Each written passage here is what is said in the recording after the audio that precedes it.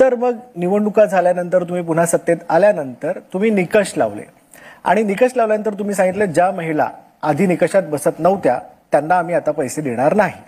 तुम्ही त्यांना वगळून टाकलं, ठीक आहे. पण मुद्दा हा इथे उपस्थित होतो की ज्या महिलांना निकषात बसत नसताना पैसे दिले गेले ते परत घेतले जाणार आहेत का? कारण त्याच्यावरती उद्धव ठाकरे गटाचा आरोप आहे की हे कॅश फॉर वोट आहे.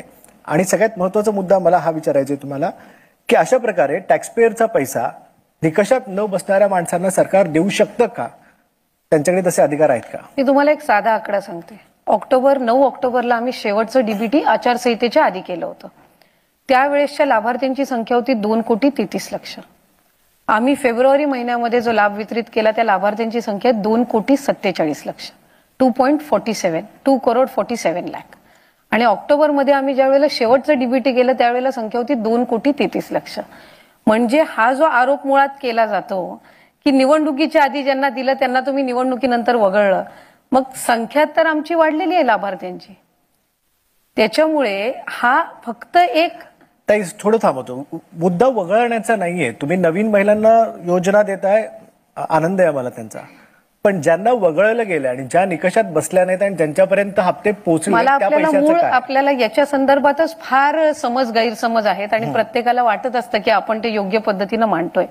आमच्याकडे सप्टेंबर महिन्यामध्ये शेवटचं रजिस्ट्रेशन झालं होतं. कारण आपण GR मध्ये शासन निर्णयामध्येच निर्गमित केलं होतं की 28 जूनला योजना घोषित झाली. जुलै, ऑगस्ट, सप्टेंबर 3 महिने रजिस्ट्रेशन चालू राहणार. ज्या वेळेला सप्टेंबर महिन्यामध्ये जसं रजिस्ट्रेशन होत गेलं त्यावेळेला टोटल रजिस्ट्रेशन होतं 2,63,00,000. हे कधी होतं? सप्टेंबर महिन्यामध्ये ज्या वेळेला रजिस्ट्रेशन संपलं, ऑक्टोबरमध्ये आचारसंहिता लागण्याच्या आधी हे रजिस्ट्रेशन होतं. स्क्रुटिनीची प्रोसिजर ही जुलै महिन्यापासूनच सुरू झाली होती. जुलै महिन्यामध्ये साधारणपणे आम्हाला 1,15,00,000 का 1,20,00,000 रजिस्ट्रेशन झालं होतं. त्याच्यातनं आम्ही ऑगस्ट महिन्यामध्ये लाभाचं वितरण केलं पहिलं रक्षाबंधनच्या आधी, ते 1,07,00,000 होतं. त्याच्यानंतर सप्टेंबर महिन्यामध्ये आम्ही काही हे केलं ते होतं 1,52,00,000 आणि ऑक्टोबर महिन्यामध्ये जे शेवटचं डीबीटी केलं होतं 2,33,00,000 बरोबर. आणि त्याच्यानंतर आचारसंहिता लागली आणि सप्टेंबरमध्ये रजिस्ट्रेशनची मुदत संपलेली होती. स्क्रुटिनी ही प्रोसिजर त्यावेळेसपासूनच सुरू होती. आत्ताही मी आपल्यालाही विचारेन की आम्ही शासन निर्णय जो निर्गमित केलेला आहे शेवटचा, निवडणुकीच्या आधीच निर्गमित केलेला आहे, त्याच्यानंतर एकही निकष जे ओरिजिनल शासन निर्णयामध्ये आहेत शेवटच्या त्याच्यातला एकही निकष हा बदलण्यात आलेला नाहीये.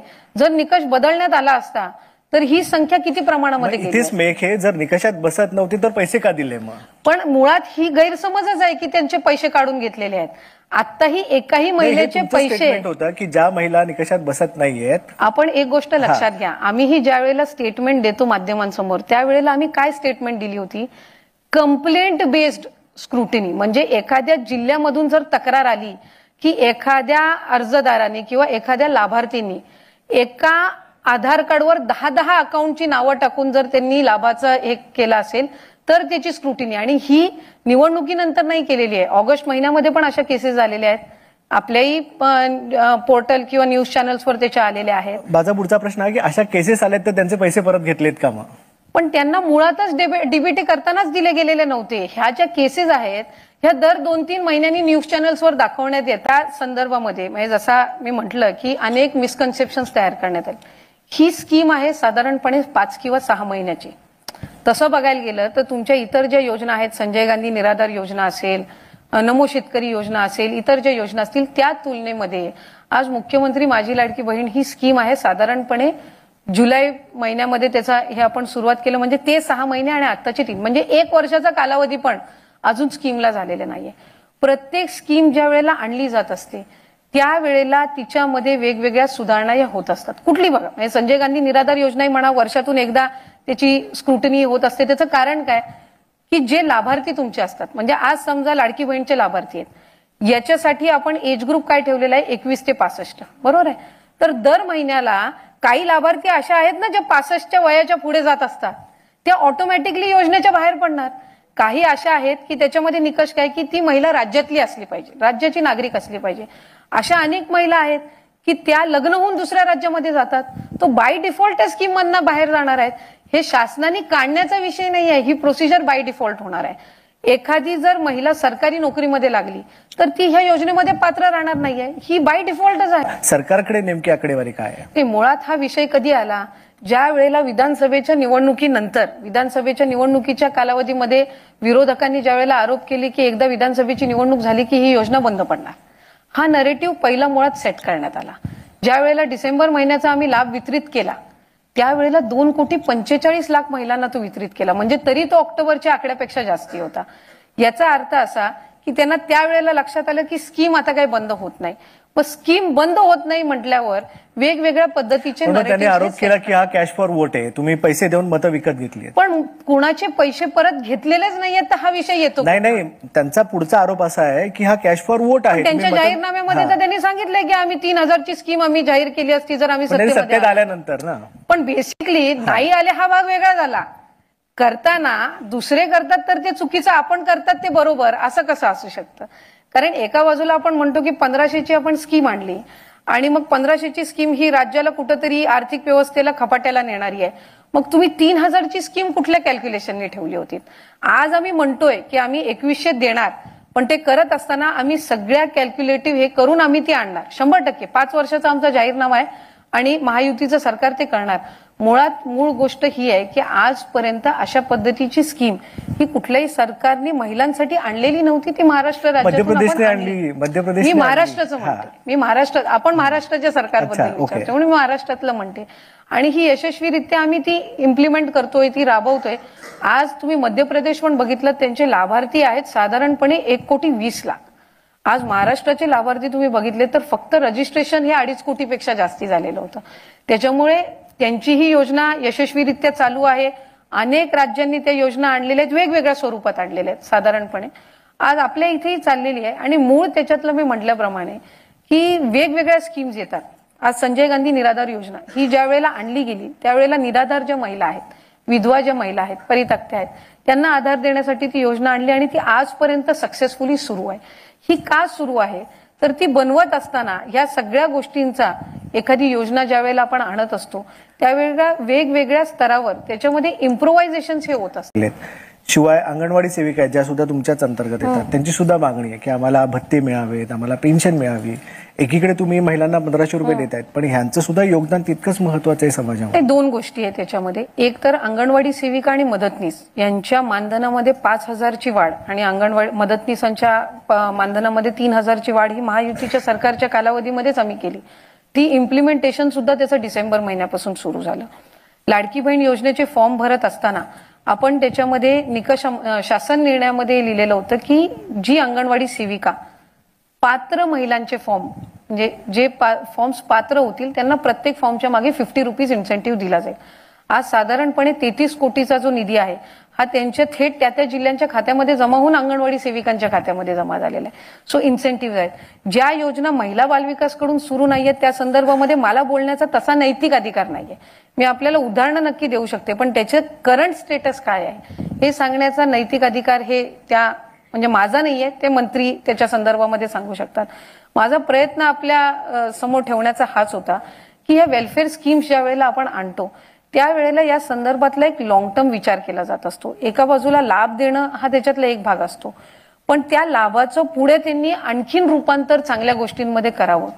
त्यासाठी म्हणून आम्ही या गोष्टी म्हणजे त्या गोष्टीकडे आम्ही साधारणपणे जास्त लक्ष केंद्रित देतो. सुरुवातीच्या 2-3 महिन्याच्या कालावधीमध्ये आमचा वेळ हा ती स्कीम त्याची व्याप्ती इतकी मोठी होती की इम्प्लिमेंटेशनवर गेला.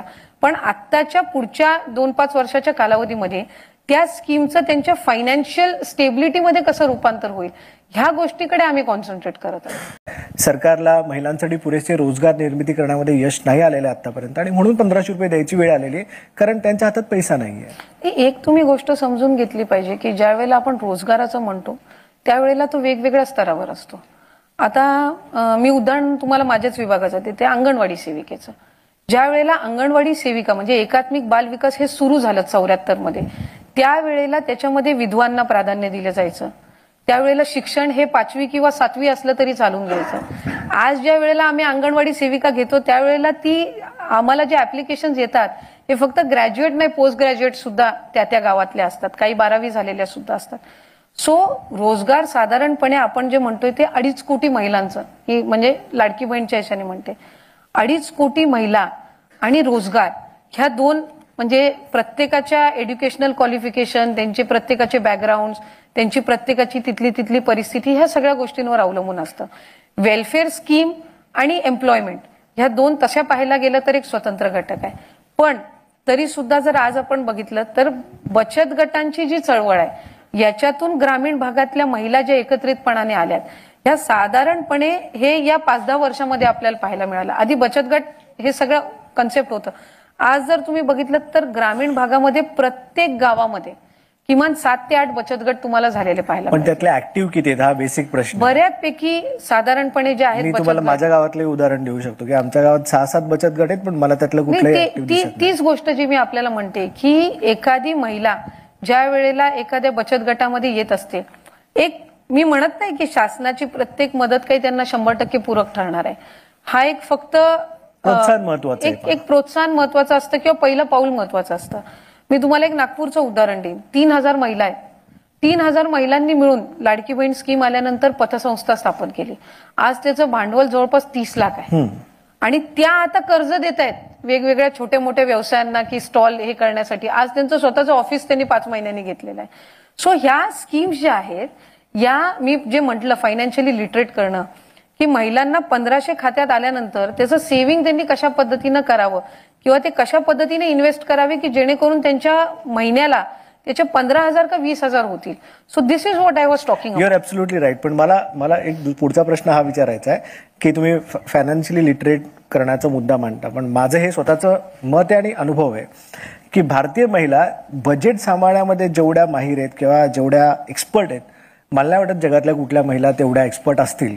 मग ते घराचं बजेट असेल किंवा ते कुठली संस्था चालवत असतील, प्रत्येक ठिकाणी त्यांचं काम जे आहे ना ते बजेटच्या बाबतीत एकदम ॲक्युरेट दिसून येतं आपल्याला.